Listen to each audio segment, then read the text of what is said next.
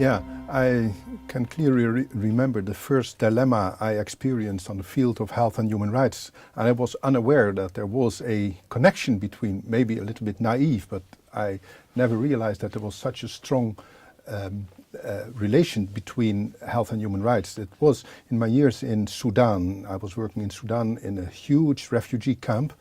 I had been working there for several months and tried to initiate a primary healthcare program.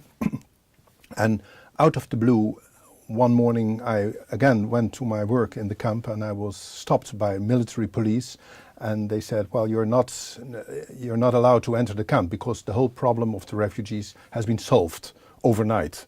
Well, I thought, well, that's impossible, almost 60,000 refugees.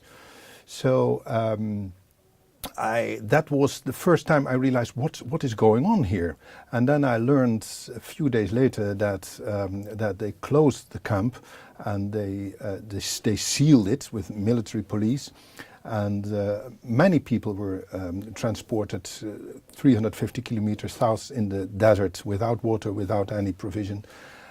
Just because there was a change of regime in Sudan by that time, and the new president, who is still there, Bashir, he would like to get rid of this refugee problem. So he didn't need any strange eyes to witness the situation in that camp.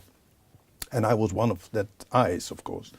And so that was a real dilemma, and I discussed with my organization, the Dutch Red Cross. And then after 2 months, 6 weeks, 8 weeks after, we were allowed again to come in, to enter the camp. And then I had to conclude that many thousands of people were transported and left in the desert on their own, women, children, and almost none of them came back. So that was the first time that I thought, how is it possible that a political regime, a military regime, can decide in this way? And that was my first contact with IFHRO and Johannes Vier Foundation, and then it started all my human rights career within my profession.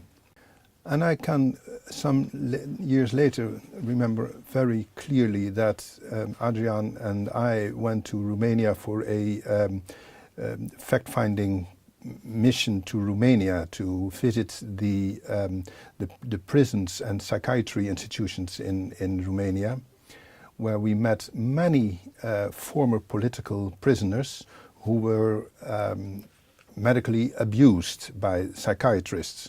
They were administered many pharmaceuticals, and they got ill by this medical abuse.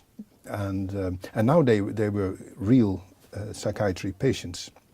So they started as political prisoners and they ended as heavy damaged psychiatry patients in psychiatry institutes. And that was also very impressive. Yeah, I will never forget that. Yeah.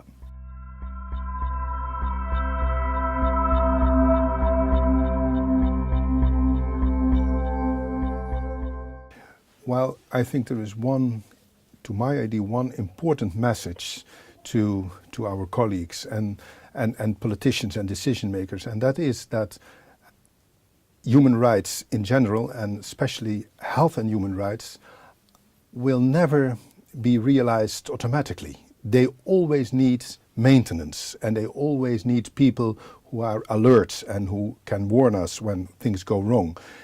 A very